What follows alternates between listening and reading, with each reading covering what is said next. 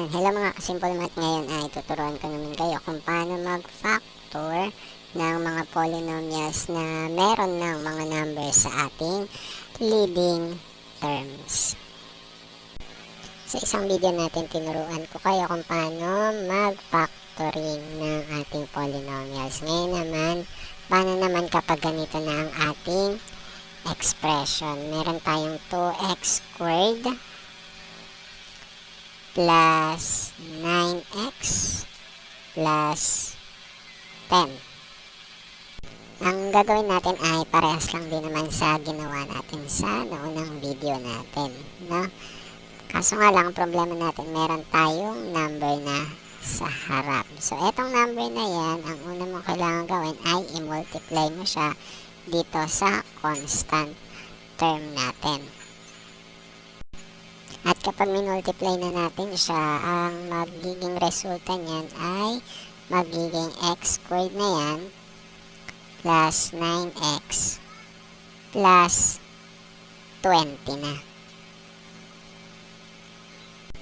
Pagkatapos niyan, ang kailangan natin gawin ay kunin lang din natin si letter A, si letter B, at si letter C. Yung letter A natin, meron pa rin siyang 1 dahil nabago na yung expression natin kanina. Ito na siya, ito yung gagamitin natin.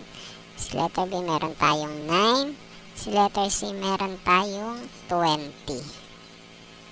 Pagkatapos nyan, mag-iisip ka uli ng mga numbers na pwede nating i-multiply para mag-result kay 20. At kapag nakaisip ka na ng numbers na yon, kailangan i-make sure mo na kapag pinag-plus mo siya, magre-result siya kay 9. Umpisahan natin kay product. So, sa product natin, pwede siyang 1 times 20. Pwede rin siyang 2 times 10.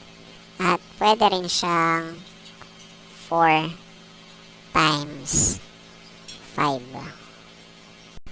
At ang next naman natin na gagawin ay ipagpa-plus natin yung mga numbers na yan. So, kapag meron tayong 1 plus 20, ang magiging answer ay 21. Kapag meron tayong 2 plus 10, ang magiging answer ay 12. At kapag meron tayong 4 plus 5, ang magiging answer ay 9. Itong sa kabila ay product, magiging 20 lahat yan, equals to 20, equals to 20. So, therefore, ang mga numbers na merong kaparehas kapag pinag-multiply at kapag pinag-plus ay eto. So, eto yung gagamitin natin. So, meron tayong open parenthesis, x, open parenthesis, x na positive 4 at positive 5. At pagkatapos niyan, yung kaninang minultiply natin na 2 dito sa ating number 10 ay gagamitin natin siya. So, ilalagay natin sa ilalim ni 4 ay yung 2 na minultiply natin kanina sa number 10. At sa ilalim naman ni 5 ay meron din na 2. At ang next na gagawin natin ay i-simplify or i-lowest term natin. So, meron tayong 4 divided by 2. Meron tayong x plus 2. At eto, hindi naman natin siya pwedeng i-lowest term. So, yung 2, ililipat natin siya dito sa unahan ni letter x. So, magiging 2x plus 5 siya. So, kapag naging ganyan na siya, eto na yung factor ng ating given polynomial na 2x squared plus 9x plus 10. At kailangan natin siyang i-double check kung tama yung ating sagot. Kung ang factor nga ba ng given polynomial natin ay x plus 2 times 2x plus 5.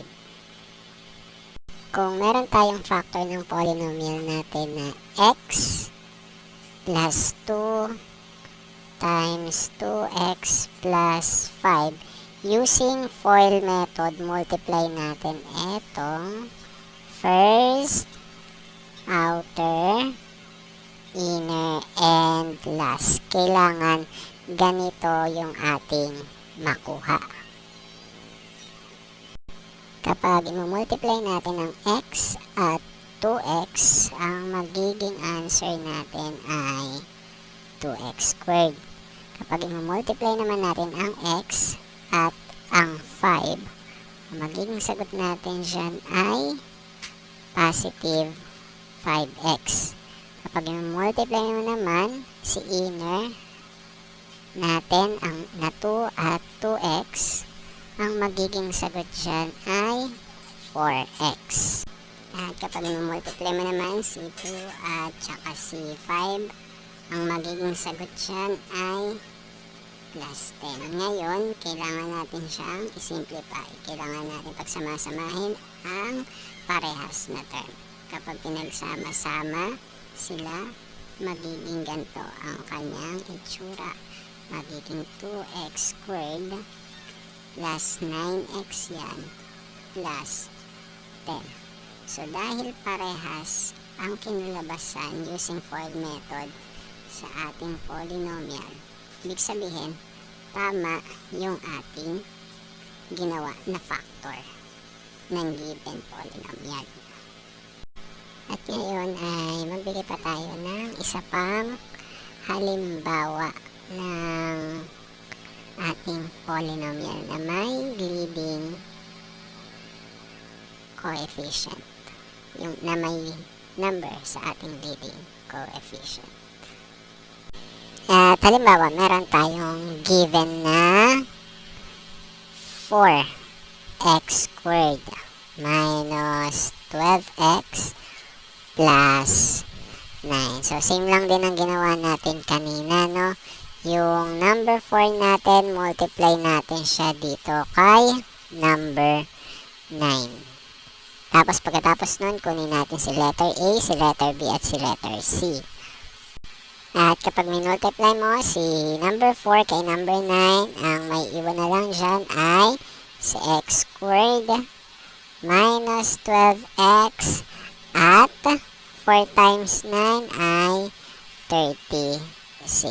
Pagkatapos nyan, ang gagawin natin ay kunin si letter A, si letter B, at si letter C. Si letter A natin, meron pa rin tayong 1. Si letter B natin, meron tayong negative 12. At si letter C, meron tayong 36. So, saan natin sila nakuha? Si letter A, si letter B, si letter C, nakuha natin sila sa mga terms natin. Ang susunod na gagawin natin ay mag-iisip tayo ng numbers na pwede nating i-multiply at magre-result siya kay 36. At kapag pinag-plus mo naman yung dalawang numbers na yon, magre-result siya by negative 12. So, umpisahan natin sa multiplication. So, ano nga ba yung mga numbers na kapag minultiply natin, magre-result by 36? Pwede siyang 1 times 36. Pwede rin namang 3 times 12.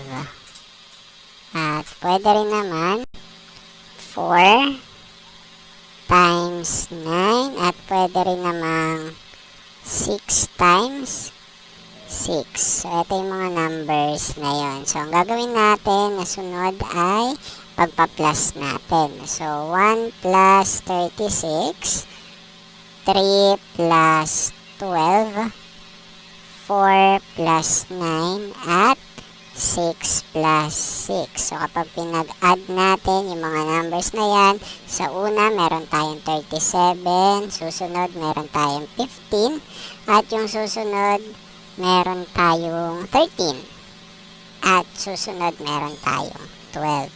So, etong sa kabila, yung product niya ay puro 36. Ayan, meron na tayong nakitang dalawang number. So, pwedeng ito yung dalawang number na gamitin natin. Kaso, ang problema natin, yung letter B natin ay negative 12. So, malamang, yung dalawang numbers na yan ay negative. So, gagawin natin silang negative. Negative 6 times negative 6 ay magiging positive 36. At negative 6 plus negative 6 ay magiging negative 12 yan. So, ito yung dalawang numbers na gagamitin natin. So, meron tayo open parenthesis, dalawang open and close parenthesis, at ano yung mga numbers na yon?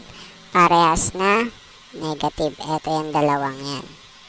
Ito yung gagamitin natin. So, negative 6 at negative 6.